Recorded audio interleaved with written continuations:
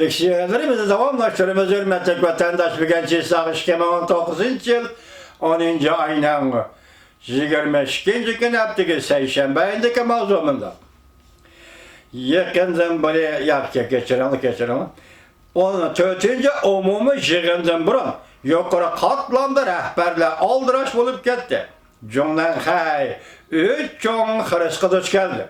Mavzalı haber 10. ayın 21. günü dubitor bitidi ilan kılındı. Haber bundan başlar.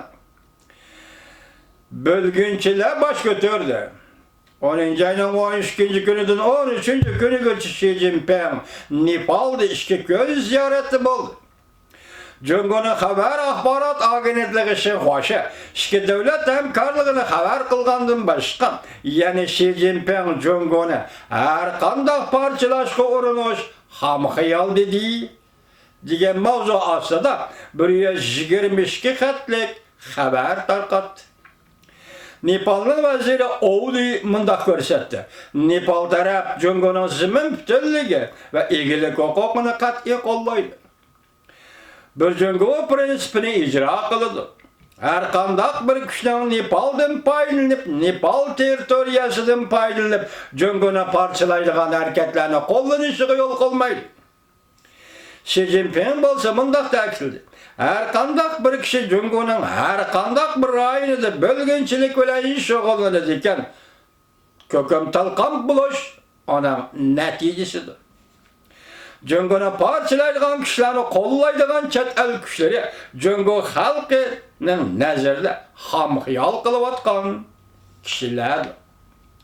Xi Jinping'in ziyaret davamıdır. Bunda sözlerini kılışını tallap alganlığı taşkara dünyada tuyuksuzluk ve yana şençilerde gayrilik peyda kıldı. Taşkara dünya umumiyüzlük bunda hesapladı. Xi Jinping'in bu sözleri fırsatın paylanıp rayon dercilik bölgünçüler güzel bir iş iradesini aşkarlap berip de kalmasın.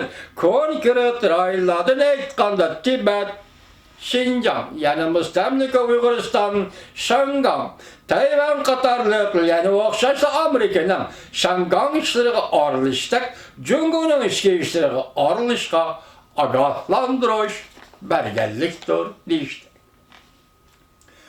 Nispeten aytkanda Tibet ve Şinjan bölgünçü kuşları Cungunun köp yıllardan beri ki iktisat terakki kıldırış ve yukarı mukamlıklı saklaşları aslında ötmüşteki ziddiyetleri seliştirganda pes koygu çıkıp kaldı. Demek Tibet'teki Şinjan'daki bölgün çıkışlarının hareketleri pes koygu çıkıp kaldı. Lekin Şangan Cungu'ga koytırıp verilip 22 yıl ötkendi intayin zor. Siyasi tevreş vaziyette otturgu çıktı. Vaziyetinin yüzlünüşü kontrolluktan çıkıp gitti. Cungunun taşkırlı kişiler bilen tüz biriktirgen Şangan müstakilliği otturgu çıktı.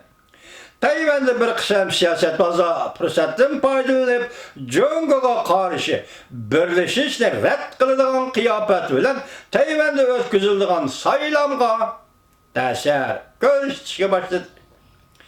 En tipik misal şu bulup hesaplandı ki bu yıl 7. ayda Şangan del hazır Amerika lagerida Amerika için cenk kılıvatıdı dep yukarı avazı tavlagan Şangan Yuan Chuanmi yani Yuan Chuan matbuatının hocayını yaki Laoban'ı Li Jiying Washington'da yukarı dereceli kütüp elişka ve kabul kılışka erişti. Tayvan'ın prezidenti Tsai Ing-wen Şangan'da kanun özgertiş doğrusunda özünün göz kararlarını ilan kılıp Tayvan'ı çın saklap Şangan'ı kollayımız dep şoğar kılıp bir devlet işgal tüzüm teşebbüsüge aşkara karıştırıp yani Cungu'yu karıştırıp birleşke karıştırdığın kattık pozisyasını aşkarıldı. Bu Tayvan tarafı. Ahırda partiya işleyen prezident namzatlığı körüstülüp Tsai Ing-wen 2020 yılı Tayvan'da ötküzüldüğün saylamı katlaşış salayeti igi bol.